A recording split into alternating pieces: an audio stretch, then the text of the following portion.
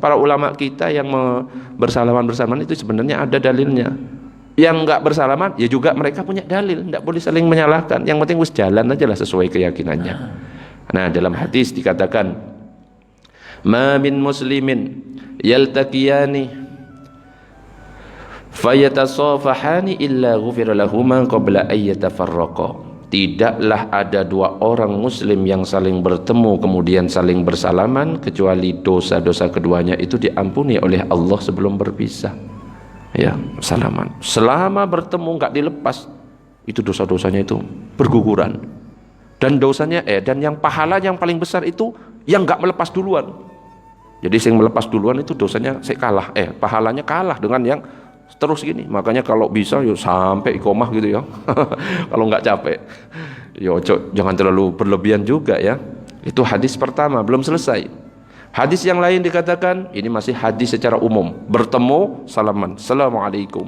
Bahkan yang mengucapkan terlebih dahulu ucapan salam itu pahalanya lebih besar daripada yang menjawab. Padahal mengucapkan salam hukumnya sunnah, menjawab hukumnya wajib. Sunnah lebih besar pahalanya daripada wajib. Ini kehebatan salam.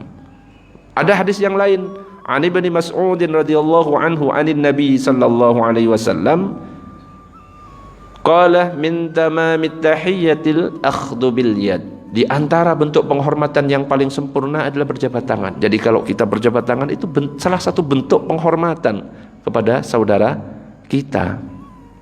Bahkan hadis yang lain, ini masih hadis-hadis umum, innal muslima idza laqiya akhahul muslim fa akhadha bi yadihi tahattat anhuma dhunubuhuma. Sesungguhnya seorang muslim apabila bertemu dengan saudara muslimnya kemudian keduanya berjabat tangan maka akan gugur dosa-dosanya.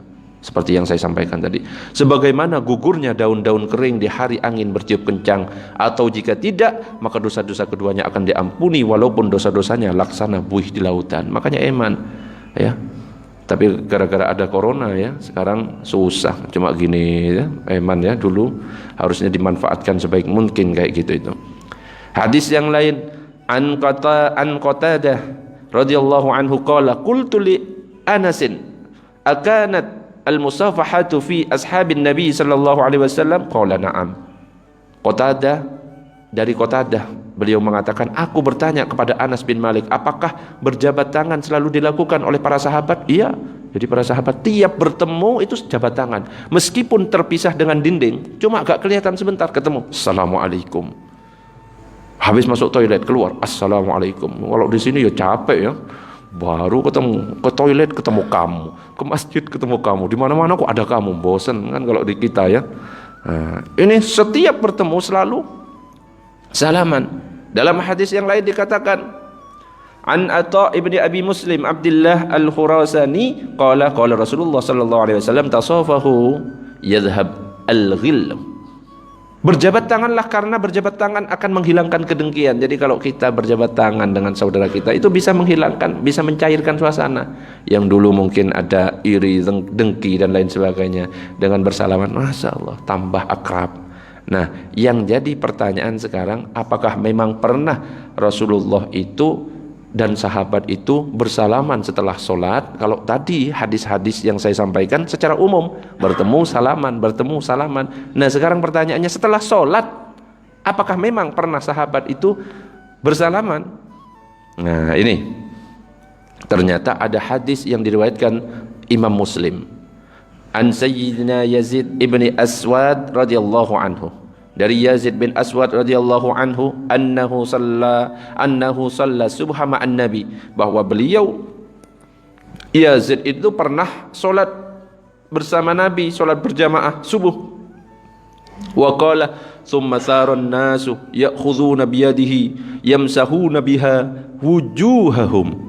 Lalu setelah sholat para jamaah itu berebut untuk menyalami tangan Nabi, kemudian mereka mengusapkan ke wajahnya masing-masing. Nah, ini, dan begitu juga saya menyalami tangan Nabi lalu saya usapkan ke wajahnya. Ternyata pernah terjadi di saat sholat subuh, setelah selesai para sahabat berebut salaman dengan Nabi. Nah, ini yang dijadikan oleh dalil ulama kita, makanya ada berjabat tangan. Tapi jangan sampai menyalahkan orang yang nggak mau berjabat tangan, sombong. Jangan, biarkan aja ya, karena mereka juga punya dalil yang tidak bisa kita salahkan. Ibnu Hajar Al-Haytami, ulama kita mengatakan wala asla lil musafahati ba'da sholatai subhi wal asri. Tidak ada dasar bagi jabat tangan setelah sholat subuh dan asar. Loh, Ibnu Hajar Al-Haytami sebenarnya mengatakan seperti itu. Tetapi mengatakan walakin la ba'sa biha fa innaha min jumlatil musafahati. Tapi kalau misalnya dilakukan itu tidak apa-apa, karena itu termasuk bagian dari bersalaman yang merupakan perkara sunnah. Wa qad hatha syari' 'alaiha, dan sungguh pembuat syariat telah menganjurkan. Tapi nggak masalah, meskipun sebenarnya nggak ada asalnya.